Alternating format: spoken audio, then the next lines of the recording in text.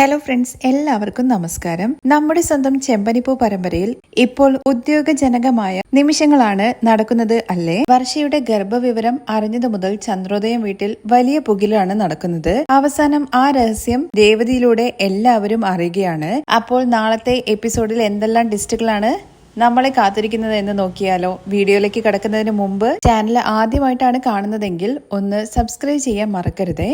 വർഷ ഗർഭിണിയാണെന്നുള്ള വിവരം നമ്മുടെ അച്ഛമ്മയെ വിളിച്ചിട്ട് അറിയിക്കുകയാണ്. അച്ഛമ്മയാണെങ്കിൽ ഗർഭിണിയായ വർഷയെയും അതുപോലെ തന്നെ ശ്രീകാന്തിനെയും കാണാൻ വേണ്ടിയിട്ട് ചന്ദ്രോദയത്തിലേക്ക് പിറ്റേ ദിവസം തന്നെ വരും എന്നുള്ള കാര്യത്തെക്കുറിച്ച് അറിയിക്കുന്നുണ്ട്. അച്ഛമ്മ വരുന്നു എന്നുള്ള കാര്യത്തെക്കുറിച്ച് കേൾക്കുമ്പോൾ ചന്ദ്രമതി ആദ്യം പറയുന്നത് ഇവിടെ നടന്ന സംഭവങ്ങളൊന്നും അമ്മയെ അറിയിക്കരുത് എന്നുള്ള കാര്യമാണ്. ഞാൻ ഇതുവരെ അമ്മയുടെ അടുത്ത് കള്ളൊന്നും പറഞ്ഞിട്ടില്ല, അതുകൊണ്ട് ഞാൻ മറച്ചു വെക്കില്ല എന്ന് രവി പറയുന്നുണ്ടെങ്കിലും അങ്ങനെ നിങ്ങൾ പറഞ്ഞു കഴിഞ്ഞു കഴിഞ്ഞാൽ ആ നിമിഷം തന്നെ താൻ ഈ വീട് വിട്ടു പോകുന്നു ചന്ദ്രമതി ഭീഷണിപ്പെടുത്തുന്നുണ്ട്. അച്ഛമ്മ വന്നു കഴിഞ്ഞു കഴിഞ്ഞാൽ എന്തായാലും ശ്രുതി എവിടെ എന്നുള്ള കാര്യം ചോദിക്കുമല്ലോ. ആ സമയത്ത് അവള് ബാംഗ്ലൂരില് മേക്കപ്പ് ചെയ്യാൻ വേണ്ടിയിട്ട് പോയിരിക്കുകയാണ് എന്നുള്ള കാര്യം അറിയിച്ചാൽ മതി എന്നാണ് ചന്ദ്രമതി എല്ലാവരോടുമായിട്ട് പറയുന്നത്. അതുമാത്രമല്ല, വർഷ ഗർഭിണി ആയതുകൊണ്ട് തന്നെ വീട്ടില് എല്ലാവരും സന്തോഷത്തിലാണല്ലോ. ആ സന്തോഷം കെടുത്താതിരിക്കാൻ വേണ്ടി കൂടിയാണ് താൻ ഇങ്ങനെ പറയുന്നതെന്ന് പറഞ്ഞിട്ട് ദേഷ്യം പിടിച്ചിട്ടാണ് ചന്ദ്രമതി അവിടുന്ന് എഴുന്നേറ്റ് പോകുന്നത്. ചന്ദ്ര പറഞ്ഞതിലും കാര്യമുണ്ടെന്നുള്ള കാര്യം മനസ്സിലാക്കിയിട്ട് രവിയും അതുപോലെ തന്നെ ചെയ്യാമെന്ന് സച്ചിയോടും അതുപോലെ തന്നെ രേവതിയോടും പറയുകയും ചെയ്യാണ്. പിറ്റേ ദിവസം രാവിലെ തന്നെ നമ്മുടെ രേവതിയാണെന്നുണ്ടെങ്കിൽ വർഷ ഗർഭിണിയായതിന്റെ സന്തോഷത്തില് അവൾക്ക് വേണ്ട എല്ലാ ഫുഡുകളും ഒക്കെ ഒരുക്കി വെച്ചിട്ടുണ്ട് കേട്ടോ. ഒരു കുഞ്ഞിനെ നോക്കുന്നത് പോലെ അവൾക്ക് വേണ്ട കാര്യങ്ങളെല്ലാം നമ്മുടെ രേവതി ചെയ്തു കൊടുക്കുന്നുണ്ട്. അത് മാത്രമല്ല, അച്ഛമ്മ വരുന്ന ദിവസമാണ്, അതുകൊണ്ട് തന്നെ ഒരു ഗംഭീര സദ്യ തന്നെ ഒരുക്കാനുള്ള പദ്ധതിയിലൊക്കെയാണ് കേട്ടോ നമ്മുടെ രേവതി. രാവിലെ നമ്മുടെ രേവതിക്ക് അരികിലേക്ക് സച്ചി വരുന്നുണ്ട്. ഇന്നെന്താ പതിവിലും നേരത്തെയാണല്ലോ നീ എഴുന്നേറ്റെന്ന് ചോദിക്കുമ്പോ അത് പിന്നെ സച്ചേട്ട അച്ഛമ്മ വരുന്നുണ്ട്, അത് മാത്രമല്ല വർഷ ഗർഭിണിയല്ലേ, അവൾക്ക് വേണ്ട കാര്യങ്ങളെല്ലാം കൃത്യസമയത്ത് തന്നെ കൊടുക്കണം, ഇല്ലെങ്കിൽ അത് അവളുടെ കുഞ്ഞിനെയാണ് ദോഷം ചെയ്യുക. ഈ സമയത്ത് അവൾക്ക് ഒരുപാട് ഭക്ഷണമൊന്നും കഴിക്കാൻ വേണ്ടി പറ്റില്ല. എന്തായാലും അവൾക്ക് വൊമിറ്റിങ്ങും കാര്യങ്ങളൊക്കെ ഉണ്ടാവും. അപ്പൊ അതിനനുസരിച്ചിട്ട് അവളുടെ ഇഷ്ടങ്ങൾ അറിഞ്ഞുകൊണ്ട് വേണം നമ്മൾ ഓരോ കാര്യങ്ങളും ചെയ്യാൻ വേണ്ടിയിട്ട്.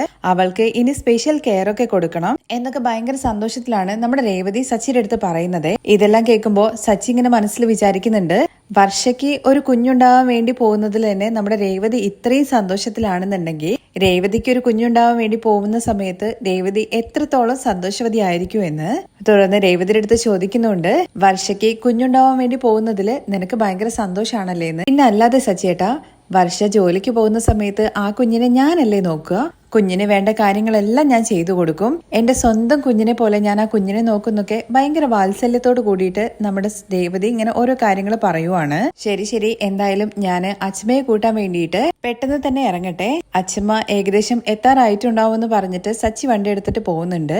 സച്ചി തന്നെയാണ് അച്ഛമ്മയെ കൂട്ടിക്കൊണ്ട് തിരികെ വീട്ടിലേക്ക് എത്തുന്നത്. അപ്പോഴേക്കും രേവതി ആണെങ്കിൽ വർഷയ്ക്ക് വേണ്ടത് എന്താന്ന് ചോദിച്ചിട്ട് അവൾക്ക് രാവിലെ തന്നെ ജ്യൂസും കാര്യങ്ങളൊക്കെ കൊടുക്കുന്നുണ്ട് കേട്ടോ. വർഷ വൊമിറ്റ് ചെയ്യുന്നുണ്ടെങ്കിലും അതൊന്നും കുഴപ്പമില്ല, കുഞ്ഞിന് വേണ്ടിയിട്ടാണ്, നീ കുറച്ചിച്ച് കഴിച്ചാൽ മതി എന്നൊക്കെ പറയുവാണേ. രേവതി തന്നെ വാത്സല്യത്തോടു കൂടി നോക്കുന്നതും വേണ്ട കാര്യങ്ങളെല്ലാം ചെയ്യുന്നത് കാണുമ്പോഴൊക്കെ വർഷയ്ക്ക് സന്തോഷം ഉണ്ടെങ്കിൽ പോലും വർഷയുടെ മനസ്സിൽ ഇപ്പോഴും പ്രസവ വേദനയുടെ കാര്യങ്ങളൊക്കെ തന്നെയാണ്.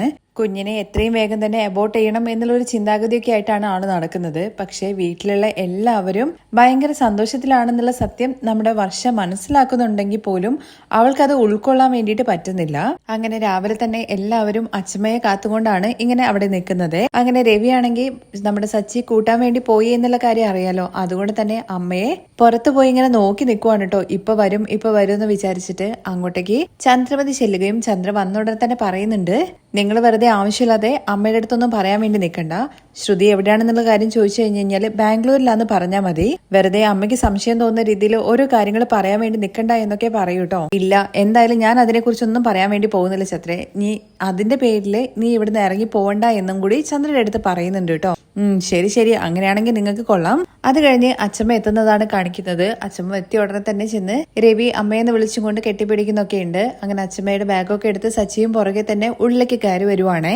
വന്ന ഉടനെ തന്നെ വർഷയും ശ്രീകാന്തും അച്ഛമ്മയുടെ അരികിലേക്ക് വരുന്നുണ്ട്. ശ്രീകാന്ത് ഭയങ്കര ഹാപ്പിയാണ്. പക്ഷേ വർഷയുടെ മുഖത്ത് അത്ര സന്തോഷമില്ല എന്നുള്ള കാര്യം നമ്മുടെ അച്ഛമ്മയ്ക്ക് വർഷയെ കാണുമ്പോൾ തന്നെ മനസ്സിലാകുന്നുണ്ട്. എന്താ വർഷയെ നിന്റെ മുഖത്തൊരു വിഷമം പോലെ?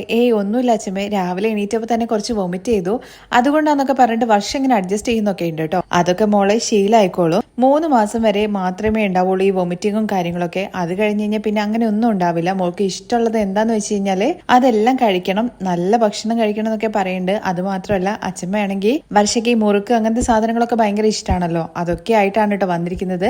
അങ്ങനെ വന്ന ഉടനെ തന്നെ അച്ഛമ്മയുടെ കൈ കൊണ്ട് അച്ഛമ്മ കൊണ്ടുവന്ന മധുരമുള്ള സാധനങ്ങളൊക്കെ നമ്മുടെ വർഷയ്ക്ക് കൊടുക്കുന്നുണ്ട്. വർഷയ്ക്ക് മാത്രമല്ല ശ്രീകാന്തിനും. അങ്ങനെ എല്ലാവരും ഇങ്ങനെ അവിടെ നിൽക്കുന്നുണ്ട്. ശ്രുതിയെ മാത്രം കാണുന്നില്ലല്ലോ. അച്ഛമ്മ ചോദിക്കുന്നുണ്ട് കേട്ടോ, ശ്രുതി എവിടെ പോയിന്ന്. അത് അവള് എന്നൊക്കെ പറഞ്ഞിട്ട് ഇങ്ങനെ തുടങ്ങുമ്പോഴേക്കും ചന്ദ്രമതി ഇടയിൽ കയറിയിട്ട് അവളമ്മേ ഒരു ഫംഗ്ഷന് മേക്കപ്പ് ചെയ്യാൻ വേണ്ടിയിട്ട് ബാംഗ്ലൂരിൽ പോയിരിക്കുകയാണെന്ന് പറയണേ. ആണോ? എന്നാ അവള് പോയത്? അവള് പോയത് ഇന്നലെയാണെന്ന് പറഞ്ഞിട്ട് അഡ്ജസ്റ്റ് ചെയ്യുന്നുണ്ട് കേട്ടോ. ആണോ? എന്നിട്ട് വർഷ ഗർഭിണിയാണെന്നുള്ള വിവരം ശ്രുതി അറിഞ്ഞോ എന്നുള്ള കാര്യം ചോദിക്കുമ്പോ ഇല്ല, അവൾ അറിഞ്ഞിട്ടില്ല. അതെന്താ അവളെ നിങ്ങൾ അറിയിക്കാത്തത്? ഈ കുടുംബത്തിലെ ഒരു അംഗമല്ലേ അവള് പുറത്തു പോയെന്ന് വിചാരിച്ചിട്ട് അവളടുത്ത് നിങ്ങൾ കാര്യങ്ങൾ മറച്ചു വെക്കുന്നത് ശരിയാണോന്നൊക്കെ അച്ഛമ്മ ചോദിക്കുന്നുണ്ട്. എന്നിട്ട് സുധീരുടെ അടുത്ത് എടാ സുധി, നീയും പറഞ്ഞില്ലേ? ഇല്ല അച്ഛമ്മേ. അങ്ങനെയാണെങ്കിൽ നിങ്ങൾ ഇപ്പൊ തന്നെ വിളിച്ചു പറ, അല്ലെങ്കിൽ വേണ്ട ഞാൻ തന്നെ അവളുടെ അടുത്ത് വിളിച്ചു പറയാ എന്ന് പറഞ്ഞിട്ട് അച്ഛമ്മ സുധീരുടെ അടുത്ത് ഡയൽ ചെയ്ത് കൊടുക്കാൻ വേണ്ടിട്ട് പറയുന്നുണ്ട് കേട്ടോ. അതമ്മേ വേണ്ടമ്മേ, അവളിപ്പോ തിരക്കിലായിരിക്കും, ഇപ്പൊ വിളിക്കണ്ട എന്ന് ചന്ദ്ര പറയുമ്പോ അതെന്താ ഇപ്പൊ വിളിച്ചാല്? തിരക്കിലാണെന്നുണ്ടെങ്കിലും അവള് തിരക്കൊഴിയുന്ന സമയത്ത് തിരിച്ചു വിളിച്ചല്ലോ. സുധി നീ വിളിക്കടാ, നീ വിളിച്ചിട്ട് എനിക്ക് ഫോൺ താടാ എന്ന് പറയുന്നുണ്ട്. വേണ്ടാന്നല്ലേ പറഞ്ഞെന്ന് വെച്ചിട്ട് ചന്ദ്ര അങ്ങ് ദേഷ്യപ്പെടുന്നുണ്ട് കേട്ടോ. എന്താ ചന്ദ്രേ, എന്താ എന്തെങ്കിലും പ്രശ്നം ഉണ്ടോ എന്ന് ചോദിക്കുമ്പോ ഇല്ലമ്മേ, എന്ത് പ്രശ്നമാണെന്നൊക്കെ രവി ഇങ്ങനെ പറയാണ് കേട്ടോ.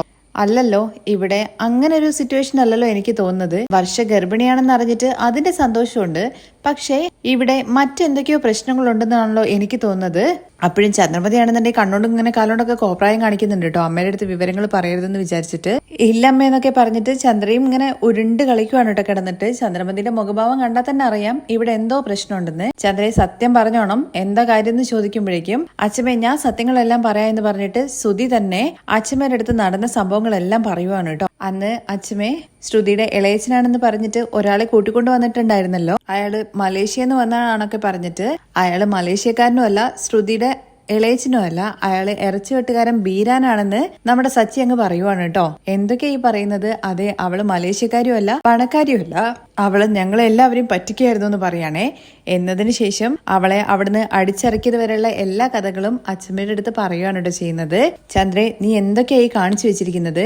ഇവിടേക്ക് ജീവിക്കാൻ വേണ്ടി വന്നിരിക്കുന്ന മരുമകളാണ് അവളെ, നീ എന്തിനാ ഇവിടുന്ന് അടിച്ചിറക്കിയെന്ന് ചോദിക്കുമ്പോ പിന്നെ എന്താ ഞാൻ ചെയ്യേണ്ടത്? എന്നെ അവള് പറ്റിച്ചു, എന്നെ ചെരിപ്പാല അടിച്ചതുപോലെയല്ലേ അവൾ ഓരോ കാര്യങ്ങളും ചെയ്തത്. അവൾ എന്തൊക്കെയായിരുന്നു പറഞ്ഞത്? മലേഷ്യക്കാരിയാണ്, അവളുടെ അച്ഛൻ കോടീശ്വരനാണ്, അവൾക്ക് എന്തൊക്കെ ഒലക്ക വരാനുണ്ട്, അത് ഇതെന്നൊക്കെ പറഞ്ഞിട്ട് ചന്ദ്രമതി ഇങ്ങനെ ദേഷ്യത്തിൽ ഇങ്ങനെ സംസാരിക്കുവാണ് കേട്ടോ. ഇതിൽ ചന്ദ്രയെ അവളെ മാത്രം കുറ്റം പറഞ്ഞിട്ട് യാതൊരുവിധ കാര്യമില്ല. നിനക്ക് പണത്തിനോടുള്ള ആഗ്രഹം, നിന്റെ പണത്തിനോടുള്ള അത്യാർത്തി, അത് മാത്രമാണ് ശ്രുതിയെ കൊണ്ട് ഇങ്ങനെയൊക്കെ കള്ളം പറയിപ്പിച്ചിട്ടുണ്ടാവുക. നീ തന്നെ കൂട്ടിക്കൊണ്ടുവന്ന മരുമകളല്ലേ അവള്, എന്നിട്ട് അവസാനം നീ തന്നെ അടിച്ചു ഇറക്കിയെന്നൊക്കെ കളിയാക്കിക്കൊണ്ട് അച്ഛമ്മയും ചോദിക്കുന്നുണ്ട് കേട്ടോ. ഇനി എന്തായാലും അവള് ഈ വീട്ടിൽ മരുമകളായിട്ട് വേണ്ട, ഞാനായിട്ട് കൂട്ടിക്കൊണ്ടുവന്ന മരുമകളാണല്ലോ, അവളെ ഞാൻ തന്നെ ഇവിടുന്ന് അടിച്ചിറക്കി. നീ എന്തൊക്കെയാ ചന്ദ്ര ഈ പറയുന്നത്? അവള് സുധിയുടെ ഭാര്യയാണ്, അങ്ങനെയുള്ള അവളെ നിനക്ക് ഇവിടുന്ന് അടിച്ചിറക്കാൻ വേണ്ടിയിട്ട് യാതൊരു അവകാശവും ഇല്ല. അവൾ എന്തിനാണ് അങ്ങനെ കള്ളം പറഞ്ഞതെന്നുള്ള കാര്യം നിനക്കറിയോന്ന് ചോദിക്കുമ്പോൾ അതൊന്നും ചോദിക്കാനുള്ള സമയം ഉണ്ടായിട്ടില്ല അമ്മേ. അപ്പോഴേക്കും ശ്രുതിയെ ഇവിടുന്ന് അവള് അടിച്ചിറക്കിയെന്ന് രവിയും പറയുന്നുണ്ട്. എന്തൊക്കെയാ ഇവിടെ നടക്കുന്നത്? ഇത്രയും സംഭവങ്ങൾ ഉണ്ടായിട്ട് നിങ്ങൾ ആരും എന്താ എന്റെ അടുത്ത് ഒന്നും വിളിച്ചു പറയാണ്ടിരുന്നത്? അല്ല രവി, നീയും എന്നിൽ നിന്ന് കാര്യങ്ങൾ മറച്ചു വെക്കാൻ വേണ്ടി തുടങ്ങിയല്ലേ എന്ന് ചോദിക്കുമ്പോഴേക്കും സച്ചിയാണെങ്കിൽ അത് മറ്റൊന്നും കൊണ്ടല്ല അച്ഛമ്മേ, ഇന്നലെ അച്ഛമ്മ വരുന്നു എന്നുള്ള കാര്യം പറഞ്ഞപ്പോഴേക്കും അച്ഛമ്മയുടെ അടുത്ത് കാര്യങ്ങളെല്ലാം പറഞ്ഞിട്ടുണ്ടെന്നുണ്ടെങ്കിൽ അമ്മ ഇവിടുന്ന് ഇറങ്ങി പോകുന്നുള്ള കാര്യം പറഞ്ഞു എന്ന് സച്ചി പറയുവാണേ. അത് കേട്ട ഉടനെ തന്നെ എന്താ ചന്ദ്രേ അങ്ങനെ നീ പറഞ്ഞോ എന്ന് ചോദിക്കുവാണേ. ഓഹോ, നീ അപ്പൊ എന്റെ മകനെ ഭീഷണിപ്പെടുത്താൻ മാത്രമൊക്കെ ആയല്ലേ? അച്ഛമ്മ അങ്ങനെ ചന്ദ്രയായിട്ട് പൊരിക്കുന്നത് കാണുമ്പോഴേക്കും സച്ചി പറയുന്ന കാര്യങ്ങളെല്ലാം കിട്ടിയിട്ട് സച്ചിയെ ഇങ്ങനെ തുറിച്ച് ദേഷ്യത്തോടു കൂടി നോക്കി നിൽക്കുവാണേ. നീ എന്താടി അവനെ നോക്കി പേടിപ്പിക്കുന്നത്? അവൻ പറഞ്ഞത് സത്യം തന്നെയല്ലേ? നീ അപ്പോ എന്റെ മകനെ കൊണ്ടുവരെ കള്ളം പറയിപ്പിക്കാൻ വേണ്ടി നോക്കിയല്ലേ? ഇങ്ങനത്തെ നിന്റെ മരുമകളൊക്കെ നിന്റെ അടുത്ത് കള്ളം പറഞ്ഞില്ലെങ്കിലേ അത്ഭുതമുള്ളൂ. നീ എല്ലാവരെ കൊണ്ട് കള്ളം പറയിപ്പിക്കും. നിന്റെ മകനും നീയും കൂടി ചേർന്നിട്ട് എന്തെല്ലാം ഫ്രോഡ് കളികളോടെ കാണിച്ചിട്ടുണ്ട്. എന്റെ മകൻ കഷ്ടപ്പെട്ട് അധ്വാനിച്ചുണ്ടാക്കിയ പണം വരെ നിന്റെ മോനല്ലേ എടുത്തോണ്ട് പോയത്. അങ്ങനത്തെ കാര്യങ്ങളൊക്കെ ചെയ്ത നിങ്ങൾ വലിയ മഹാന്മാരും. ഒരു കള്ളം പറഞ്ഞ് ശ്രുതിയാണെങ്കിൽ നിങ്ങൾക്ക് കൊള്ളില്ലാത്തവളും ആയല്ലേ. അവള് അങ്ങനെ കള്ളം പറഞ്ഞിട്ടുണ്ടായിരുന്നെങ്കിൽ അവൾ എന്തിനാണ് ആ കള്ളം പറഞ്ഞത് എന്നുള്ള കാര്യത്തെക്കുറിച്ച് നിങ്ങൾ അന്വേഷിക്കണമായിരുന്നു. അല്ലാതെ ഇവിടുന്ന് അടിച്ചിറക്കി വിടുവല്ല വേണ്ടത്. സുധി, നീ ആ ശ്രുതിയുടെ അടുത്ത് ഇങ്ങോട്ട് വരാൻ വേണ്ടിട്ട് പറയുന്നു ചന്ദ്രമതി പറയുന്നുണ്ട് കേട്ടോ. അത് കേൾക്കുമ്പോഴേക്ക് ശ്രുതിയാണെന്നുണ്ടെങ്കിൽ അമ്മയുടെ മുഖത്തേക്ക് നോക്കുന്നത്. നീ എന്താണ് നോക്കി നിൽക്കുന്നത്? നിന്റെ അടുത്ത് ശ്രുതിയെ വിളിക്കാനല്ലേ ഞാൻ പറഞ്ഞത്? അവള് ഈ വീട്ടിലെ മൂത്ത മരുമകളാണ്. അങ്ങനെ ഇവിടുന്ന് ആർക്കും അടിച്ചിറക്കി വിടാനുള്ളതൊന്നും പറ്റില്ല. പിന്നെ സുധി, നിനക്ക് അവളെ ഒഴിവാക്കണമെന്നുണ്ടോ എന്നുള്ള കാര്യം ചോദിക്കുമ്പോഴേക്കും സുധി ആണെങ്കിൽ തല താഴ്ത്തിയിട്ട് അമ്മയുടെ മുഖത്തേക്ക് ഇങ്ങനെ നോക്കുന്നുണ്ട് കേട്ടോ. നീ അല്ലെങ്കിലും നിന്റെ അമ്മയുടെ വാക്കും കേട്ടോണ്ട് നിന്നടാ. നീയൊക്കെ ഒരു ആണാണോടാ? നിന്റെ സമ്മതപ്രകാരമാണോ നിന്റെ അമ്മ ഇവിടുന്ന് നിന്റെ ഭാര്യയെ അടിച്ചിറക്കിയെന്നൊക്കെ ചോദിച്ചിട്ട് ചന്ദ്രമതി സുധിയുടെ അടുത്ത് നല്ല കണക്കിന് പറയുന്നുണ്ട് കേട്ടോ. അമ്മയെ നടക്കേണ്ടതെല്ലാം നടന്നു. ഇനിയിപ്പോ എന്താണ് ചെയ്യേണ്ടതെന്നുള്ള കാര്യം അമ്മ തന്നെ ഒരു തീർപ്പ് പറയണമെന്ന് രവി അമ്മയുടെ അടുത്ത് ആവശ്യപ്പെടുന്നുണ്ട് കേട്ടോ. ഉടനെ അച്ഛമ്മ ചോദിക്കുന്നത് നിന്റെ ഭാര്യ ഇപ്പോ എവിടെയാടാ ഉള്ളത് എന്നുള്ള കാര്യമാണേ. അറിയില്ല അച്ഛമ്മയെന്ന് സുധി പറഞ്ഞ ഉടനെ തന്നെ എന്താടാ നീ പറഞ്ഞത്? നിന്റെ ഭാര്യ എവിടെയാന്നുള്ള കാര്യം നിനക്കറിയില്ലേ? ഇതാണോടാ നീ കുടുംബം നോക്കേണ്ട ലക്ഷണം? നിന്റെ അമ്മ ഇവിടുന്ന് പോകാൻ വേണ്ടിട്ട് അവളുടെ അടുത്ത് പറഞ്ഞ ഉടനെ തന്നെ നീ അവള് പോക്കോട്ടെ എന്ന് വിചാരിച്ചിട്ട് അവളെ അങ്ങ് വിട്ടുകളയാണോടാ വേണ്ടത്? എടാ നീ മാത്രം എന്താടാ ഇങ്ങനെ? നിനക്ക് സ്വന്തമായിട്ട് ഒരു തീരുമാനം എടുക്കാൻ വേണ്ടിട്ട് അറിയില്ലേ? നിന്റെ ഭാര്യ എവിടെയാന്നുള്ള കാര്യം ചോദിച്ചപ്പോ നീ ഞാൻ അറിയില്ല എന്ന് പറയുന്നു. അത് അച്ഛമ്മ, അവളെന്തായാലും അവളുടെ ഫ്രണ്ട് മീരയുടെ വീട്ടിൽ തന്നെ ആയിരിക്കും പോയിട്ടുണ്ടാവുക. അല്ലാതെ വേറെ എങ്ങോട്ടും പോകാൻ വേണ്ടിട്ട് സാധ്യതയില്ല. അങ്ങനെ പോയെന്ന് വിചാരിച്ചിട്ട് നീ അവളെ അങ്ങ് വിട്ടുകളയാണോടാ വേണ്ടത്? അവളെ പോയിട്ട് തിരിച്ചു കൂട്ടിക്കൊണ്ടുവരുന്നുള്ള കാര്യം നിനക്കറിയില്ലേ? എല്ലാ മനുഷ്യന്മാരുടെയും മനനില എല്ലാ സമയത്തും ഒരുപോലെ ആയിരിക്കണം എന്നില്ല.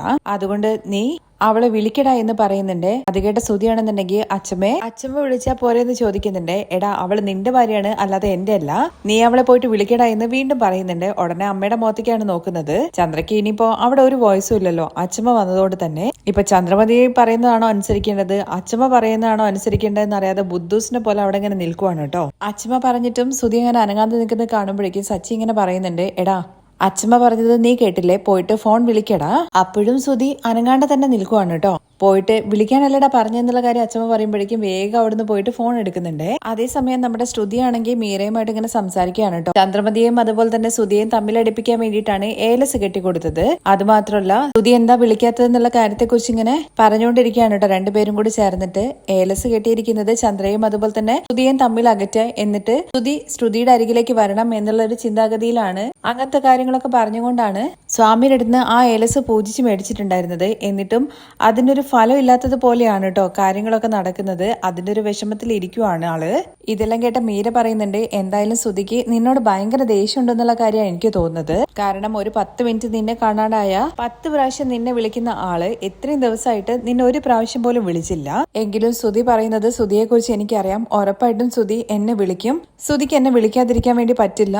എന്നിട്ട് ഇങ്ങനെ മനസ്സിൽ ശ്രുതി നീ വിളിക്കിന്നിങ്ങനെ ശ്രുതി ഇങ്ങനെ മനസ്സിലിങ്ങനെ പറഞ്ഞുകൊണ്ടേ ഇരിക്കുകയാണ്. അപ്പോഴേക്കും ശ്രുതിയുടെ കോള് വരുന്നുണ്ട്. ശ്രുതി വിളിച്ചത് ശ്രുതിയുടെ ഇഷ്ടത്തിനല്ലല്ലോ, അച്ഛമ്മ പറഞ്ഞിട്ടാണല്ലോ. കോള് വന്നത് കാണുമ്പോഴേക്കും ശ്രുതിക്ക് ഭയങ്കര സന്തോഷമാവുന്നുണ്ട്. മീരയാണെങ്കിൽ ഇത് നോക്കടി, നിന്റെ സ്നേഹത്തിന് എന്തായാലും പവറൊക്കെ ഉണ്ട് കേട്ടോ. ദേ അവൻ വിളിച്ചത് കണ്ടില്ലേ, വേഗം തന്നെ കോൾ അറ്റൻഡ് ചെയ്യ്, ഇല്ലെങ്കിൽ വേണ്ട ഞാൻ എടുക്കാം എന്ന് പറയുമ്പോ വേണ്ട എന്നാ നീ തന്നെ എടുക്കടി. ഇത്രയും നേരം നീ കോള് വരാത്തതും കാത്തിങ്ങനെ ഇരിക്കുമല്ലായിരുന്നോ? ഇപ്പൊ കോള് വന്നിട്ട് നീ എന്താ എടുക്കാത്തത്? അത്ര പെട്ടെന്നൊന്നും എടുക്കണ്ട. കോള് വന്നിട്ടും എടുക്കാത്തത് എന്താന്നുള്ള കാര്യത്തെ കുറിച്ച് നിനക്ക് പറഞ്ഞു കഴിഞ്ഞാൽ മനസ്സിലാവില്ല. ഇനിയിപ്പോ പറഞ്ഞു കഴിഞ്ഞാല് നീ പറയില്ലേ ഇതിന്റെ പേരാണ് സ്നേഹം എന്ന്. കോൾ ഇപ്പൊ കട്ടായി പോകും, നീ എന്തായാലും എടുത്ത് സംസാരിക്കുമെന്ന് മീര വീണ്ടും പറയുന്നുണ്ട്. അങ്ങനെ പെട്ടെന്ന് എടുത്തു കഴിഞ്ഞു കഴിഞ്ഞാല് ശ്രുതിക്ക് എന്നെ ഒരു വിലയില്ലാതെയാകും. ഞാൻ എന്ത് ചെയ്യാണ്, എവിടെയാണെന്നുള്ള കാര്യം ആലോചിച്ച് ഇത്തിരി ടെൻഷൻ അടിക്കട്ടെ. അങ്ങനെ ശ്രുതി രണ്ടാമതും വിളിക്കുന്നുണ്ട് കേട്ടോ. ഇതൊക്കെ കുറച്ച് ഓവറാണ് ശ്രുതി, നീ കോൾ അറ്റൻഡ് ചെയ്യുന്ന പറയുമ്പോ ഇല്ല കുറച്ചു നേരം വിളിക്കട്ടെ എന്ന് പറഞ്ഞിട്ട് ഫോൺ എടുക്കാതെ അവിടെ തന്നെ ഇരിക്കുവാണ്. നിന്നൊന്നും പറഞ്ഞിട്ട് കാര്യമില്ല എന്ന് പറഞ്ഞിട്ട് മീര ദേഷ്യം പിടിച്ച് അവിടെ എണീറ്റ് പോകുന്നുണ്ട്. കോൾ ചെയ്തിട്ടും എടുക്കുന്നില്ലല്ലോ 2 തവണ. ശ്രുതി ഇങ്ങനെ പുറത്തേക്ക് വരുമ്പോഴേക്കും എന്താടാ കോൾ എടുക്കുന്നില്ലേ എന്ന് ചോദിക്കുന്നുണ്ട്. ഫുള്ള് റിങ് പോയി, പക്ഷെ അവളെ എടുക്കുന്നില്ല. അല്ലെങ്കിലും ഇപ്പോഴത്തെ പിള്ളേർ ഇങ്ങനെ തന്നെയാണ്. സ്നേഹത്തിലാണെന്നുണ്ടെങ്കിൽ 24 hours ഫോണിൽ സംസാരിച്ചുകൊണ്ടിരിക്കും. എന്നാൽ അടിയുണ്ടാക്കിയാലോ ഫോൺ എടുക്കത്തേ ഇല്ല. അച്ഛമ്മ ആള് കൊള്ളാലോ, അച്ഛമ്മ ലേറ്റസ്റ്റ് അപ്ഡേഷനിലാണല്ലോ ആളിരിക്കുന്നത്. അച്ഛമ്മ പറഞ്ഞ കാര്യം 100% ശരിയാണ്. അച്ഛമ്മയ്ക്ക് സ്ക്രിപ്റ്റ് എഴുതാന്നൊക്കെ പറഞ്ഞിട്ട് വർഷം ഇങ്ങനെ സംസാരിച്ചുകൊണ്ടേ ഇരിക്കുവാണ് കേട്ടോ. ഇപ്പോഴത്തെ കാലത്ത് അവർക്ക് ദേഷ്യമാണെന്നുള്ള കാര്യം അറിയിക്കുന്നതാണ് ഫോൺ എടുക്കാതിരിക്കുന്നത്. അങ്ങനെ ഓരോ കാര്യങ്ങൾ പറഞ്ഞേക്കുമ്പോൾ അവള് ചെയ്യുന്ന കാര്യങ്ങളെ കുറിച്ചാണ് അച്ഛമ്മയെ പറഞ്ഞതെന്ന് ശ്രീകാന്ത് പറയുന്നുണ്ട്. എന്താ ശ്രീകാന്തേ, നീ അടിയുണ്ടാക്കി കഴിഞ്ഞ് കഴിഞ്ഞാൽ ഫോൺ എടുക്കാറുണ്ടോ എന്ന് ചോദിക്കുന്നുണ്ട് കേട്ടോ. അങ്ങനെ രണ്ടുപേരും തമ്മിൽ അടിയാവുന്നുള്ള കാര്യം മനസ്സിലാക്കുമ്പോഴേക്കും നമ്മുടെ രേവതി അവിടുന്ന് പറയുന്നുണ്ട്, അയ്യോ നിങ്ങൾ രണ്ടുപേരും കൂടി അടി ഉണ്ടാക്കല്ലേ, ഓൾറെഡി ഇവിടെ ഒരു ഭാര്യ ഭർത്താക്കന്മാർ തമ്മിൽ അടിയിലാണ്. ആദ്യം അച്ഛമ്മ ആ പ്രശ്നം തീർത്തോട്ടെ. അത് കറക്റ്റാണ് രേവതി പറഞ്ഞത്. ഇപ്പൊ അച്ഛമ്മയെ കൊണ്ട് ഒരു കേസ് മാത്രമേ അറ്റൻഡ് ചെയ്യാൻ വേണ്ടി പറ്റുള്ളൂ എന്ന് സച്ചി. അത് കേട്ട് നമ്മുടെ ശ്രീകാന്തും അതുപോലെ വർഷയും ചിരിക്കുന്നൊക്കെ ഉണ്ട്. അങ്ങനെ വീണ്ടും സുധീരുടെ അടുത്ത് കോള് ചെയ്യാൻ വേണ്ടി പറയുന്നുണ്ട് കേട്ടോ. അതിന്റെ ഇടയ്ക്കാണെങ്കിൽ സച്ചി, എടാ നിന്റെ നമ്പറിൽ നിന്ന് വിളിച്ചു കഴിഞ്ഞാൽ അവള് ഫോൺ എടുക്കണ്ടാവില്ല, നീ ഒരു കാര്യം ചെയ്യ്, എന്റെ നമ്പറിൽ നിന്ന് വിളിക്കുന്നു സച്ചി പറയുന്നുണ്ട്. ഉടനെ സുധിയാണെങ്കിൽ എന്റെ നമ്പറിൽ നിന്ന് വിളിച്ചിട്ട് തന്നെ അവള് ഫോൺ എടുക്കുന്നില്ല, പിന്നെ നിന്റെ നമ്പറിൽ നിന്ന് വിളിച്ചു കഴിഞ്ഞാൽ അവള് ഫോൺ എടുക്കുമോ എന്ന് ചോദിക്കുകയാണ്. അതെന്തായാലും പറഞ്ഞത് കറക്റ്റ് ആണ്. സച്ചേട്ടന്റെ നമ്പറിൽ നിന്ന് കോള് കണ്ടു കഴിഞ്ഞാൽ ഒരുപക്ഷെ അവള് ഫോൺ സ്വിച്ച് ഓഫ് ചെയ്ത് വെക്കാനുള്ള സാധ്യതയുണ്ടെന്ന് രേവതി കളിയാക്കിക്കൊണ്ട് പറയുവാണേ. അങ്ങനെ ശ്രുതി ഒന്നുകൂടി വിളിക്കുന്നുണ്ട് കേട്ടോ, പക്ഷെ അപ്പോഴും ഫോൺ എടുക്കുന്നില്ല. എന്തായാലും മീരയുടെ വീട്ടിലാണല്ലോ ഉണ്ടാവുക, അവിടെ പോയിട്ട് കൂട്ടിക്കൊണ്ടുവരാൻ വേണ്ടിയിട്ട് അച്ഛമ്മ പറയുന്നുണ്ട് കേട്ടോ. അങ്ങനെ നേരിട്ട് പോയി കഴിഞ്ഞ് കഴിഞ്ഞാൽ ഞാൻ താന്നു കൊടുക്കുന്നത് പോലെയാകും, അതുകൊണ്ട് ഫോണിൽ തന്നെ ട്രൈ ചെയ്യാ എന്ന് പറഞ്ഞിട്ട് ശ്രുതി അവിടെ തന്നെ ഇരിക്കുവാണേ. അവൻ ഭയങ്കര ഈഗോ ഒക്കെ നോക്കുന്ന ആളാണ്, അതുകൊണ്ട് അവൻ പോകില്ല എന്ന് പറയുന്നുണ്ട്. അല്ലെങ്കിലും സച്ചി പറഞ്ഞ് ശരി തന്നെയാണ്, നിന്റെ അമ്മയല്ലേ അവളെ ഇവിടുന്ന് അടിച്ചിറക്കിയത്, അതുകൊണ്ട് തന്നെ നീയാണ് അവളെ പോയി കൂട്ടിക്കൊണ്ട് വരേണ്ടത്, നീ പോയിട്ട് അവളെ കൂട്ടിക്കൊണ്ട് വാടാ എന്ന് നമ്മുടെ അച്ഛമ്മ പറയുന്നുണ്ട് കേട്ടോ. അപ്പോഴും അനങ്ങാപ്പാറ പോലെ തന്നെ അവിടെ തന്നെ നിൽക്കുവാണ് കേട്ടോ. അത് കണ്ട് അച്ഛമ്മയാണെങ്കിൽ ഒരു തട്ടങ്ങ് കൊടുക്കുന്നുണ്ട് കേട്ടോ.